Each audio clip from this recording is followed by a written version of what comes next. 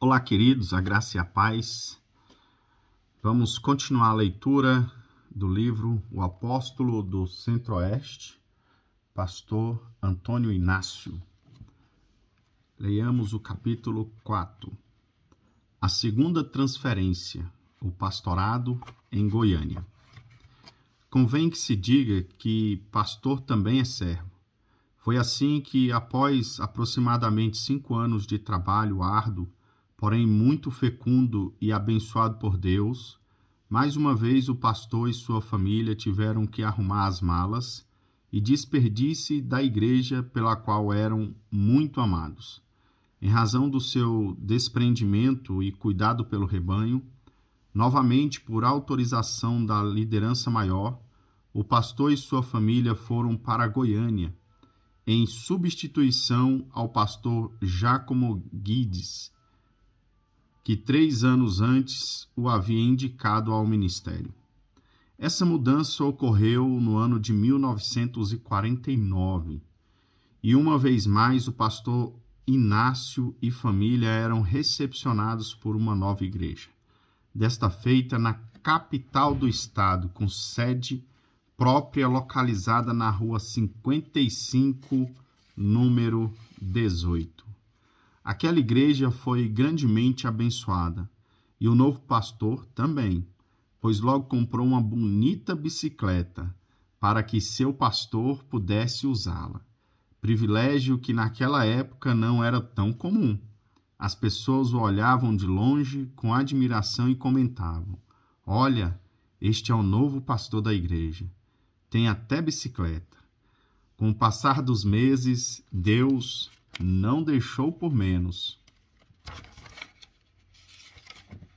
Abriu as portas de maneira tal que já não era necessário o seu servo pedalar. Deu-lhe uma bonita motocicleta, poupando assim de um maior desgaste físico. Aquele transporte acelerou ainda mais o trabalho evangelístico naquela região. E como diz a Bíblia, se fores fiel no pouco, sobre o muito te colocarei. Em um curto período de tempo, o apóstolo do Centro-Oeste já estava de posse de um 4 rodas, um Ford 1929. Glória a Deus! Com o Fordinho, como era carinhosamente chamado, o pastor Antônio Inácio percorreu por vários anos as terras poeirentas do estado de Goiás, levando a mensagem de boas novas. O primeiro programa radiofônico em Goiânia. O trabalho de Deus marchava acelerado, de vitória em vitória, conquistando espaços até certo ponto ousados para os padrões daquela época, pois o uso de rádio não era permitido aos membros da Assembleia de Deus. Por divina inspiração, o novo pastor da igreja em Goiânia decidiu começar um programa radiofônico. Essa iniciativa demonstrava a visão do jovem pastor, que de antemão sabia não ser tão fácil executá-la. Foi assim que decidiu, com a igreja, fixar um período de oração, a fim de ter uma real confirmação de Deus. Logo, agiu reunindo os obreiros locais e colegas mais vizinhos para pedir apoio e juntos decidirem. Todos concordaram, indo à emissora Brasil Central, de Goiânia, a fim de levar ao ar diariamente, das 13 às 14 horas, o programa A Voz das Assembleias de Deus. Esse programa era dirigido pelo jovem Abílio Rodrigues, auxiliado pela jovem Dalila. Eles o faziam com muita dedicação e criatividade. Certo dia, depois de muito trabalho, na preparação do roteiro, avisos e da mensagem que estava toda escrita para ser pregada pelo jovem Abílio, deram início ao programa. Repentinamente, uma das janelas foi aberta por um forte vento, que levou todos os papéis, inclusive a mensagem. O pânico foi geral. Eles se olhavam sem saber o que fazer e por alguns instantes houve silêncio. Depois de refeitos do susto, o apresentador se desculpou com os ouvintes, alegando falhas técnicas.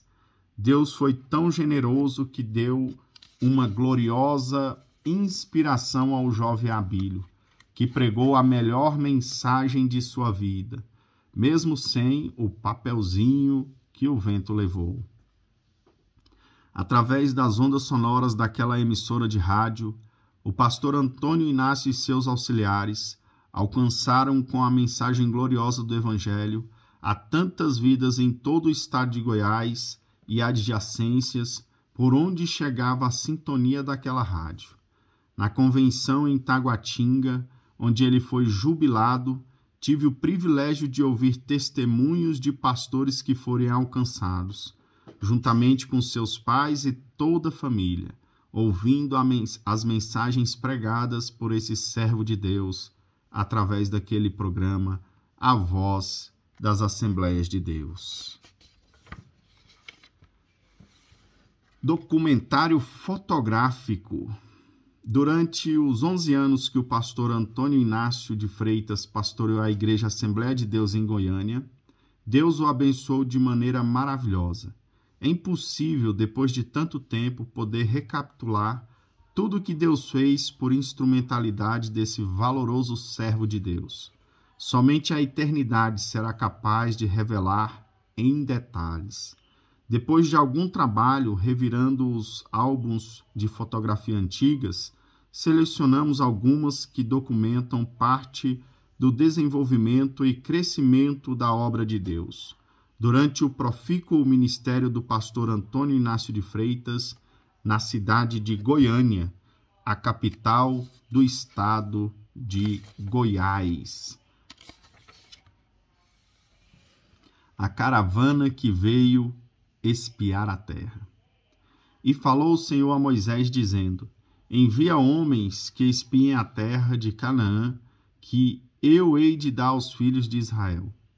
Ainda no pastorado da igreja em Goiânia, impulsionado pela paixão pelas almas e pela visão de Deus, o pastor Antônio Inácio de Freitas não enviou, mas veio pessoalmente espiar a terra, pois Brasília era um grande desafio devido à grande afluência de pessoas de todo o Brasil.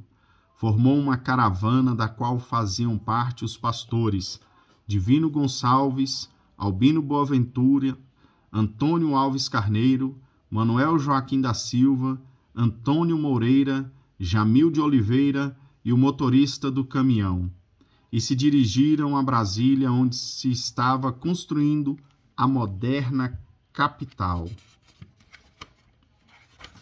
O pastor Antônio Inácio conta da seguinte maneira: foi exatamente no ano de 1956 que, juntamente com vários companheiros, tomamos uma velha caminhoneta e, durante quase todo um dia, enfrentando estradas péssimas, condições de tráfego, fizemos a viagem em direção aos canteiros de obras daquilo que seria Brasília, a capital do Brasil.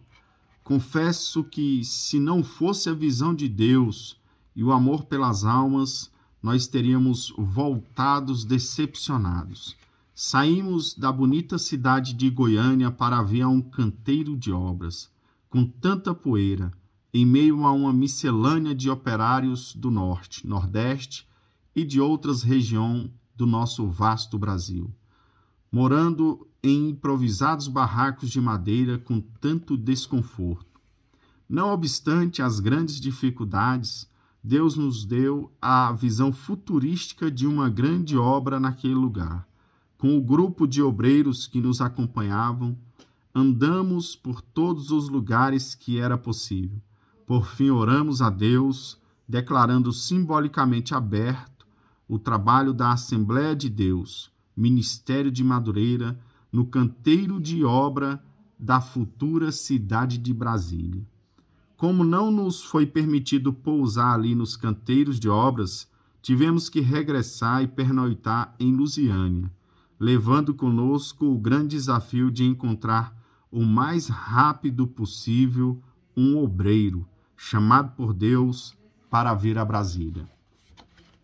Ao chegarmos em Goiânia, colocamos a igreja em oração e jejuns para que Deus rompesse as barreiras e as oposições e nos desse a pessoa certa. Foi muito difícil encontrar o candidato. Todos temiam o grande desafio.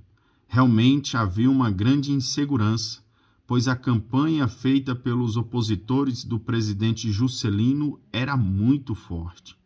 Carlos Lacerda e outros usavam a imprensa para criticá-lo quanto à mudança da capital da cidade maravilhosa para os cerrados de Goiás.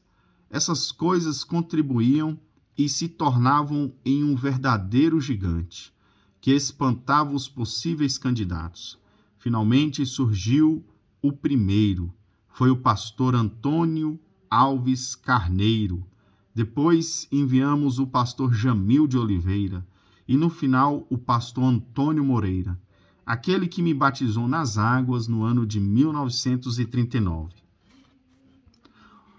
Os nossos enviados fizeram aquilo que puderam durante o tempo que estiveram ali. Eu lhes dei todo o apoio possível. O Núcleo Bandeirante foi o lugar escolhido para sediar inicialmente o nosso trabalho. Estivemos presentes no culto onde oficializamos a Igreja Assembleia de Deus, Ministério de Madureira. Dali o trabalho se estendeu a vários pontos onde surgiam os assentamentos.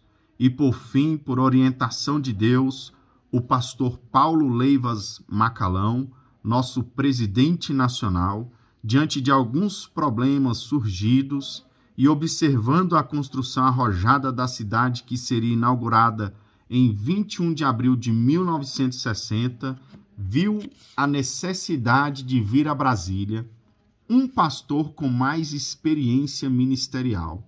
Sentiu de nos convidar a transferir-nos de Goiânia para Brasília. Estávamos muito bem em Goiânia. Confesso que se dependesse de mim mesmo, talvez ainda permanecesse no mesmo lugar. Porém, como servo do Senhor, a única coisa que me restava era obedecer. Amém, queridos? Que Deus abençoe vocês e aguardo vocês no próximo capítulo. Deus abençoe.